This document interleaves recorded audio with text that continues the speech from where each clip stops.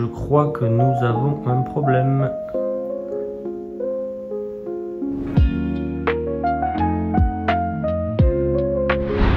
Yo les frérots, c'est Joyana, bienvenue sur cette nouvelle vidéo. J'espère que vous avez fait une belle rentrée. De mon côté, je me suis bien reposé cet été. J'ai fait quelques lives sur la chaîne, vous avez peut-être vu passer ça. Pour ceux qui me découvrent à travers cette vidéo, parce que je pense que les vidéos sur les collections de Pokémon, elles tournent pas mal. Donc je suis Joyana, amateur de jeux de cartes, de TCG. Je suis à la fois joueur et collectionneur. Sur YouTube, je vais vous parler donc TCG, art et aussi un petit peu tout ce qui touche au Japon. Pas mal de vlogs quand je suis là-bas. Voilà, donc si vous découvrez cette chaîne, je vous invite à vous abonner, à activer la cloche pour être prévenu des nouvelles vidéos et à laisser un petit pouce bleu sur cette vidéo. Ça va bien la référencer et ça m'aide beaucoup. Donc on fait une vidéo collection Pokémon. C'est sûrement la vidéo qui m'a été le plus demandée dans les commentaires. On m'a demandé un petit peu ma vision de la collection, qu'est-ce que j'achète, comment je le protège, pourquoi j'achète tel ou tel item. Voilà, donc moi je vais vous donner ma version, ma vision. Cela n'engage que moi. Donc avant de vous montrer les items de ma collection scellée, on va parler collection pure. Voilà, moi j'ai commencé le scellé à l'époque du Covid.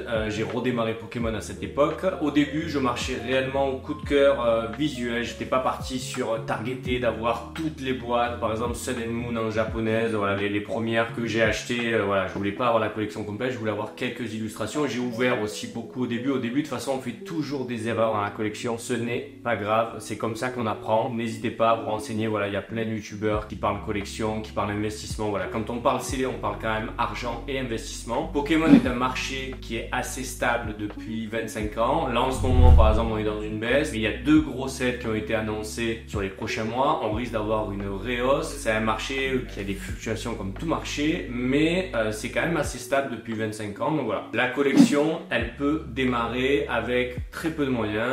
Je peux vous conseiller par exemple d'acheter, dès qu'une nouvelle série Pokémon sort, d'acheter un art set. Le art set, ça veut dire les 4 illustrations différentes sur les boosters. Vous démarrez votre collection avec 25 €, vous les gardez, ça ne peut que prendre de la valeur dans les années à venir. Je ne dis pas de vous ruiner, mais si vous voulez démarrer la collection, vous pouvez démarrer avec peu d'argent. Ensuite, au niveau de stockage de la collection, moi je vous conseille de jamais mettre tous vos œufs dans le même panier. Moi par exemple, là tout ce que vous allez voir, c'est stocké à différents endroits. J'ai la chance d'avoir des stockages à différents endroits, notamment grâce à la galerie. Du coup là, ça me permet de pas tout avoir à la maison. On sait que certaines targetent les appartements et les maisons de collectionneurs. Dédicace au frérot Valouz qui s'était fait cambrioler justement après une présentation de sa collection. Moi j'essaye de pas mettre tous mes œufs dans le même panier. J'ai quelques items chez moi, je vous le cache pas, que j'aime avoir au quotidien, mais voilà, les plus chers sont soit à la banque, soit dans des stockages. Je vous conseille vraiment de pas avoir toute votre collection chez vous. En parlant aussi de stockage, c'est important avant de parler d'items de bien conserver sa collection. Moi j'adore avoir les plus beaux items dans des boîtes en plexi comme ça. Il y a le frérot, grosse dédicace à lui, le frérot Lechero qui a lancé Tyrannobox. Voilà, je suis en train de négocier un code promo avec lui, vous découvrirez le code promo dans la description, donc c'est Tyrannobox. Il a fait ce genre de protection sur mesure pour les plus belles boîtes japonaises sorties à ce jour. La Kanazawa Box qui est sûrement une de mes préférées, voire ma préférée.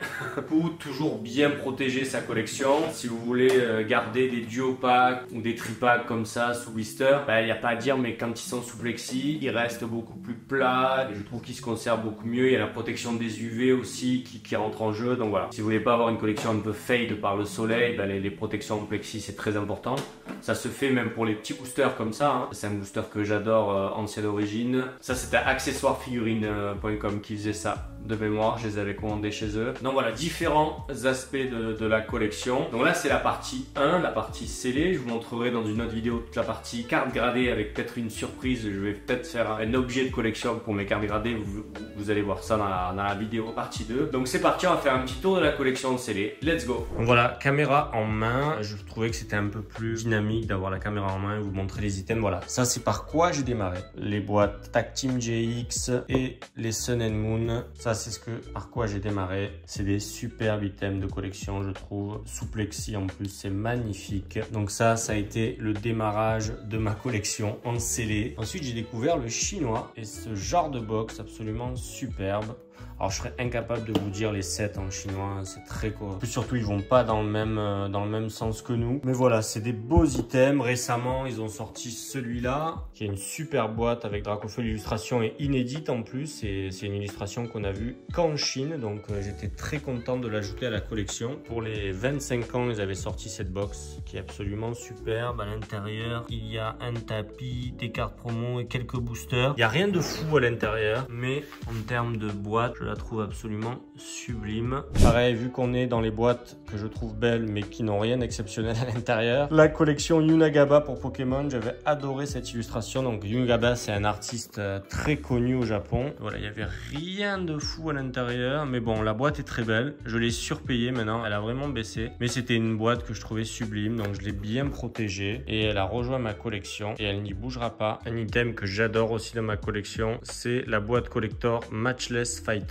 Une boîte sortie en 2021. C'est vraiment très beau ce genre de boîte. Avant de passer à l'occidental, quelques boosters pareil que je garde sous plexi de série que je trouve absolument super. Voilà, pareil. Le but n'est pas de tout avoir. Le but est de marcher au coup de cœur et de les protéger de la plus belle manière qui soit. Ça, c'est vraiment un kiff d'avoir ce genre de booster aussi bien protégé. Ça, il y a 2 boosters dans chaque plexi. C'est 2 boosters, c'est 4 boosters du coup CP2. Pour la petite anecdote, j'ai ouvert en partie cette boîte et une fois que j'avais toutes les cartes ultra à l'intérieur, j'ai gardé 4 boosters pour le souvenir. Et pareil, les illustrations sont absolument dingues. Là, on est sur Célébration 25 ans. Là, on est sur VMAX Climax. Celle-là, c'est un booster édition 1. Je ne saurais pas vous dire l'édition, mais j'adorais l'identité. Alors, quand on parle aussi boîte japonaise, j'adore ce format-là. Voilà, ça, c'est ma Ultra Shiny GX. C'est une de mes plus vieilles boîtes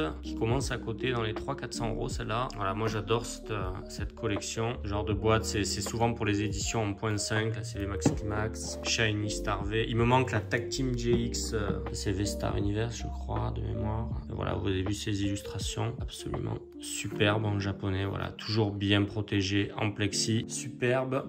Voilà, une petite partie de ma collection. Voilà, maintenant on passe à l'occidental. Quand j'ai commencé à investir dans les ETB françaises et anglaises, les displays, j'ai acheté que des anglaises pour l'instant. C'est pas très cher et ça me permettait de les avoir au début de la collection. J'avais pas envie de payer le prix des françaises. Et celle-là, ça a été un de mes plus gros achats lors d'un voyage à Los Angeles. Pour la petite anecdote, je l'avais ramené, je l'avais payé, je crois, à 800 $. Je crois qu'elle n'a pas beaucoup augmenté depuis. Mais XY Evolution, pour moi, c'est un set dans lequel je crois beaucoup. Et quand on parle d'XY Evolution, j'ai ces petits boosters sous blister. Je trouve ça très beau. Il me manque Tortank. Ça, c'est les Français. Et pour la petite anecdote, ils avaient retrouvé chez Jouet Club dans un carton perdu dans la réserve des duos packs avec un booster XY Evolution dedans. Donc voilà, j'en avais ouvert quelques-uns et pour le souvenir, j'en avais fait plexifier un. Donc ça, pareil, c'est des items qui ont un petit souvenir pour moi. Ça aussi, sous blister, très beau. Ça valait rien à une époque. Ça a augmenté. C'est fou la valeur de Evolution Céleste. Voilà, j'étais content d'avoir les 4 blisters sous plexi aussi. Très beaux items. Au niveau des ETB, j'adore les ETB des Pokémon Center. C'est des ETB au design alternatif.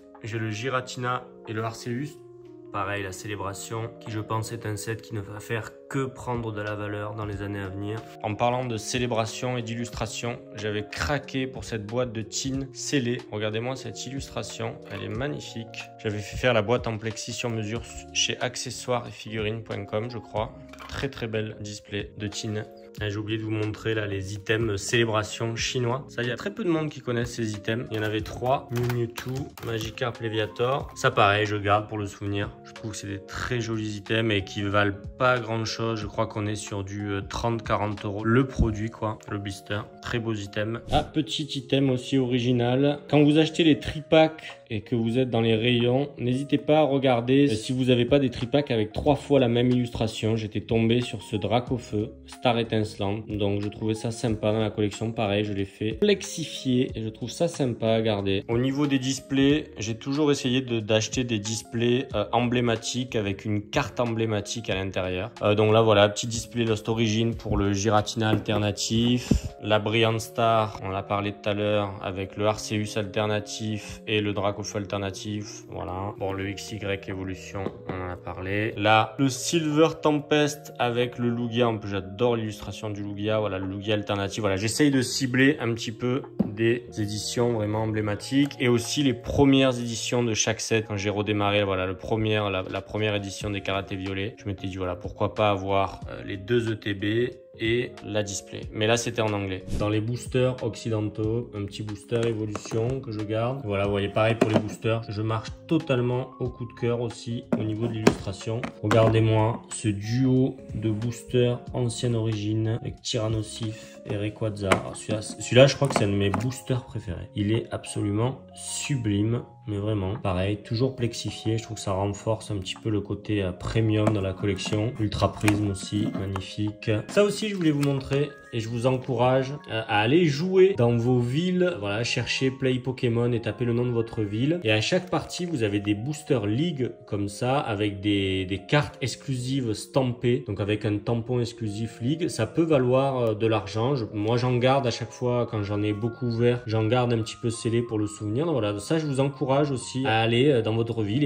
et pas que collectionner Pokémon. Pokémon, il faut pas oublier que c'est un jeu de cartes et c'est très très cool à jouer. Donc voilà, je vous encourage tous à aller jouer dans votre ville, dans votre boutique locale et de récupérer ces Booster League. Vous allez voir à l'intérieur, il y a des X avec le tampon qui peuvent valoir beaucoup plus que la X classique. Par exemple, la Dracofeu X avec le tampon, elle valait je crois 10 fois plus que la normale. Donc voilà, ça vaut le coup de s'intéresser au Play Pokémon. Ah, j'ai oublié d'en parler, mais la Champion Pass Elite Trainer Box, c'est la première ETB occidentale que j'ai ouverte. Voilà, ça a été la première. Et pour tout vous dire, la première ETB que j'ouvre dans ma vie, je chope le Dracofeu Rainbow à l'intérieur. Donc autant vous dire, comme on dit, la chance du débutant, mais la chance du débutant, elle vous rend aussi addict.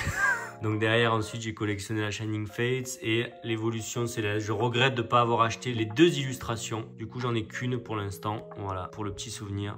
Voilà pour la présentation de la première partie de ma collection Pokémon, la partie en scellé. La prochaine vidéo, l'épisode 2, sera sur la partie cartes gradées et classeurs. Je vous montrerai un petit peu comment je range mes classeurs d'ouverture. J'espère que ça vous a plu. N'hésitez pas à me dire en commentaire l'item que vous préférez dans ma collection et me dire aussi votre item préféré dans votre collection. Ça m'intéressera de découvrir ça et de peut-être l'acquérir si je ne l'ai pas. Voilà, j'espère que vous avez apprécié cette vidéo. N'oubliez pas de vous abonner, de mettre un petit pouce bleu. À très bientôt les frérots.